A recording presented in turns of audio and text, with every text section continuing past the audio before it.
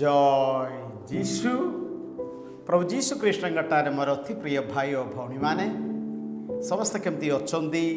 ଭଲରେ ରହନ୍ତୁ। ଆପଣମାନେ ପ୍ରଥମ ଥର ପାଇଁ ଆମର ଏହି ୟୁଟ୍ୟୁବ୍ ଚ୍ୟାନେଲ୍ ନବଜୀବନ ବାଣୀ ଦେଖୁଛନ୍ତି କି? ହେଲେ ସେୟାର କରନ୍ତୁ, ଲାଇକ୍ କରନ୍ତୁ, ସବସ୍କ୍ରାଇବ୍ କରନ୍ତୁ। ଆସନ୍ତୁ ଆମେମାନେ ଶୁଣିବା ପ୍ରେରିତମାନଙ୍କର କାର୍ଯ୍ୟାବଳୀ ଅଧ୍ୟାୟ 1। ଜୁଦାସଙ୍କ ସ୍ଥାନରେ ମାତିଆସ ମନୋନୀତ। ଦେଖନ୍ତୁ ମୋର ଭାଇ ଓ ଭଉଣୀମାନେ, ସଦାପ୍ରଭୁ ଆମେ ପ୍ରତ୍ୟେକ ଜଣଙ୍କୁ ବିଶେଷ କରି ସ୍ୱର୍ଗ ରାଜ୍ୟର ବିସ୍ତାର ପାଇଁ ଆମେ ପ୍ରତ୍ୟେକ ଜଣଙ୍କୁ ଗୋଟେ ଗୋଟେ ଭୂମିକା ସଦାପ୍ରଭୁ ଦେଇଅଛନ୍ତି। ବେଳେ ବେଳେ ଆମେ ତ ଦୁର୍ବଳ, ବଳହୀନ, ପାପୀ ମନୁଷ୍ୟ। ଆମେ ଆମର ଅବହେଳାରେ ବାରମ୍ବାର ଜାଣି ଶୁଣି ସେଥିରେ ଅବହେଳା କଲେ ଆମ ବଦଳରେ ପ୍ରଭୁ ଅନ୍ୟ କାହାକୁ ହେଲେ ବାଛିବାର ସବୁ ପ୍ରକାରର ସମ୍ଭାବନା ଅଛି। ଶୁଣିବା ପ୍ରେରିତମାନଙ୍କ କାର୍ଯ୍ୟାବଳୀ ଅଧ୍ୟାୟ 1 ପଦ ସଂଖ୍ୟା 15। ସେହି ସମୟରେ ଦିନେ ଭିତର ବିଶ୍ୱାସୀଙ୍କ ମଧ୍ୟରେ ପ୍ରାୟ 120 ଜଣ ଥିଲେ। ଠିଆ ହୋଇ କହିଲେ, ବନ୍ଧୁଗଣ, ଯେଉଁ ଜୁଦାସ ଯୀଶୁଙ୍କୁ ଗିରଫ କରିଥିବା ଲୋକମାନଙ୍କୁ ପଥ କଢ଼ାଇ ନେଇଥିଲା, ତା ବିଷୟରେ ବହୁ ପୂର୍ବରୁ ଦାବୀଦଙ୍କ ମୁଖରେ ପବିତ୍ରାତ୍ମାଙ୍କ କଥିତ ସେହି ଶାସ୍ତ୍ର ବାକ୍ୟ ସଫଳ ହେବା ଆବଶ୍ୟକ ଥିଲା। ଜୁଦାସ ଆମ ମଧ୍ୟରେ ଜଣେ ବୋଲି ଗଣ୍ୟ ହୋଇଥିଲା ଓ ସେବା କାର୍ଯ୍ୟରେ ଅଂଶ ଗ୍ରହଣ କରୁଥିଲା। ତାପରେ ଆମେ ଜାଣୁଛୁ ଜୁଦାସଙ୍କ ଜୀବନୀରେ କ'ଣ ହେଲା। ଯୀଶୁ ନିଜେ, ଈଶ୍ୱର ନିଜେ ଡାକୁଥିବା ପ୍ରେରିତମାନଙ୍କ ମଧ୍ୟରେ ଜଣେ, ପରିଶେଷ ସେ ଆତ୍ମହତ୍ୟା କଲା। ବାକ୍ୟ 20ରୁ, ପ୍ରେରିତ 1:20। କାରଣ ସାମ ସଙ୍ଗୀତ ପୁସ୍ତକରେ ଲେଖା ଅଛି, ଜନଶୂନ୍ୟ ହେଉ ତାର ବାସସ୍ଥାନ, ସେ ସ୍ଥାନେ ବାସ ନ କରୁ କେହି ଜନ, ଏବଂ ପୁଣି କେହି ଜଣେ କରୁ ତା ପଦବୀ ଗ୍ରହଣ। ହେଲେ ସଦାପ୍ରଭୁ ଆମେ ପ୍ରତ୍ୟେକ ଜଣଙ୍କ ପାଇଁ ସ୍ୱର୍ଗ ରାଜ୍ୟର ବିସ୍ତାର ପାଇଁ ଯୀଶୁଙ୍କର ପ୍ରତ୍ୟେକ ଜଣ ଶିଷ୍ୟମାନଙ୍କୁ ଗୋଟିଏ ଗୋଟିଏ ଭୂମିକା ଦେଉଛି। କେତେ ଜଣଙ୍କୁ ସେ ଭୂମିକା ଗୋଟିଏ ପରିବାରରେ, ବାପା ହିସାବରେ, ସ୍ୱାମୀ ହିସାବରେ, ମା ହିସାବରେ, ସ୍ତ୍ରୀ ହିସାବରେ, କେତେ ଜଣଙ୍କୁ ଗୋଟେ କନଭେଣ୍ଟରେ ଜଣେ ସେବା ଭକ୍ତି ହିସାବରେ, କେତେ ଜଣଙ୍କୁ ଜଣେ ଯାଚକ ରୂପେ। ହେଲେ ଆମେ ପ୍ରତ୍ୟେକ ଜଣଙ୍କର ସେ ଭୂମିକା ଅଛି। ଜାଣି ଶୁଣି ସେଗୁଡ଼ିକ ଆମେ ଗ୍ରହଣ ନ କଲେ କ'ଣ ହେବ? ଜୁଦାସଙ୍କ ଜୀବନୀ ଆମେ ଶିଖିବା ଦରକାର। ଆଉ ଜୁଦାସଙ୍କର ଭୁଲ କ'ଣ ଥିଲା? ଯୋହାନଙ୍କ ସୁସମାଚାର ଅଧ୍ୟାୟ 12 ପଦ ସଂଖ୍ୟା 6। ପ୍ରେରିତ ଯୋହାନ ଲେଖିକି ରଖୁଛନ୍ତି, ଜୁଦାସ ଗୋଟିଏ ଚୋର ଥିଲା। ସେ ସାମୂହିକ ଟଙ୍କା ତୋଳିର ଦାୟିତ୍ୱରେ ଥିଲା ଏବଂ ସେଥିରୁ ଟଙ୍କା ଚୋରି କରୁଥିଲା।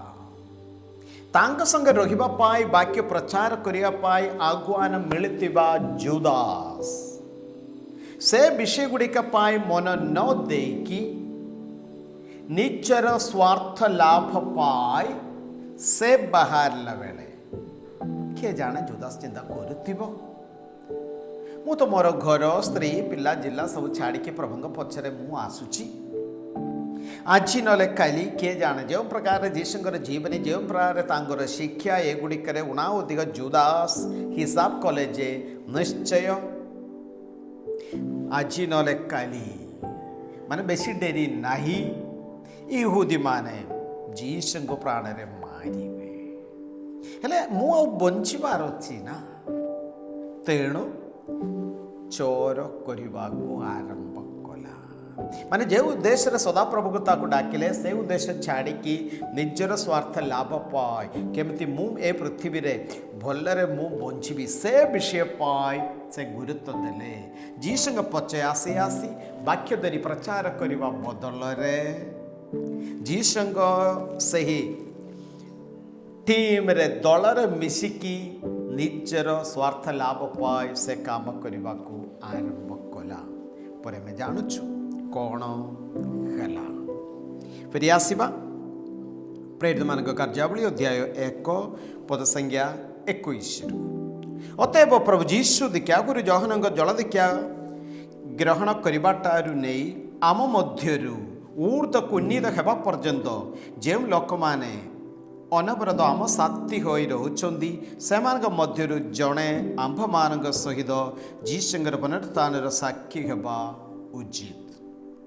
तेणु से दुई जनकर नाम प्रस्ताव कले जोसेफ जांकु बरसाबास बोली डका जाए एवं जी जुस्तुस नाम परिचित एवं मत्तियास तत्पर से प्रार्थना कले हे प्रभु तुम्हें प्रत्येक हृदय जान ये दुई जनक मध्यरु तुम्हें क्या मनोनीत करिच ताहा आमको दर्शाओ ताहेले से जुदास करितिबा सेवा कार्य और प्रेरित शिष्य पद ग्रहण करिबो जहाँ जुदास परित्याग करी स्वस्थान को गला यस यहाँ पर दुहंग नाम रे से माने गुला पकाइले एवं गुला मत्तियासंग सपक्ष रे पड़िला तेणु से एकादश सहित प्रेरित रूपे गण्य हेले praise the Lord praise the Lord देखो मोर भाई और भौणी माने जीशुଙ୍କର ସେହି आह्वान दिव्य आह्वान तांकर जने प्रेरित हेबा तांकर जने शिष्य हेबा तांग संगे रहिबा तांकर प्रेम अनुभव करिबा जीशुଙ୍କ से प्रेम रे पूर्ण है कि वाक्य धरिकी अन्य मान निकट को जीवा आज से जीशु आपण मान को मते डाकुछंती तापाय आमे मन देबा पूरा पूरी जहाँ द्वारा आमे प्रत्येक जन निज पाए परिवार पाए साही पाए गाँ पाए सारा मंडली सारा पृथ्वी पाए अनुग्रह आशीर्वादर कारण हेब पुणी थरे सदाप्रभु जो उद्देश्य मत ए परिवार को ए साही को ए गाँ को आणुचंदी ताहा आमे मन को आनिबा हमर ड्यूटी आमे भलरे आमे करिबा जय जीशु प्रभु आपण मानक संख्ये रहंतु सर्वशक्तिमान परमेश्वर पिता और पुत्र एवं पवित्र आत्मा आपण मानक आशीर्वाद करंतु आमेन समस्त को जय जीशु।